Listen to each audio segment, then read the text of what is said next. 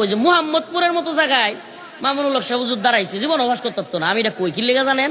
কারণ এইটাই হুজুর রানে তো হইতে পারতো না, লিখতে দেন।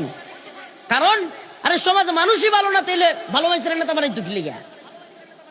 কথা বুঝেন নাই? আমি তো এই জন্য গাড়িতে বয়ে বয়ে পড়ি সময়, এখন তো মিডিয়ার যুগ, এরা তো এটার থাম্বনেল করবো। আমি মাঝে মাঝে কই যে মুহাম্মদপুরের মতো জায়গায় মামুনুল হক সাহেব হুজুর দাঁড়াইছে, জীবন অবাস করতো না। আমি এটা কই কি লেগে জানেন?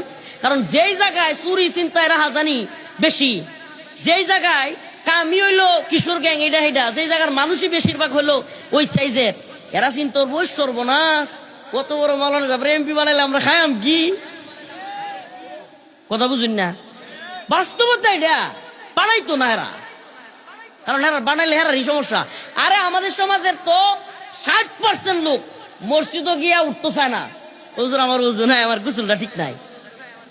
মাদ্রাসায় গিয়া বাইরে খারো হইতে হুজুর ডাহে বাইরে অনেক লেগিয়া, মানে ডরায় মসজিদের ভিত্তে যায় না, মাদ্রাসার ভিত্তে যায় না। যেই লোক ডরায় মসজিদের ভিত্তে যায় না, মাদ্রাসার ভিত্তে যায় না, সেই লোক একজন হুজুরের নেতা বানাইবো? অসম্ভব, অসম্ভব। তারা চাই হইলো এরকম লোক যারা হেরা চারটা খাইতারবো।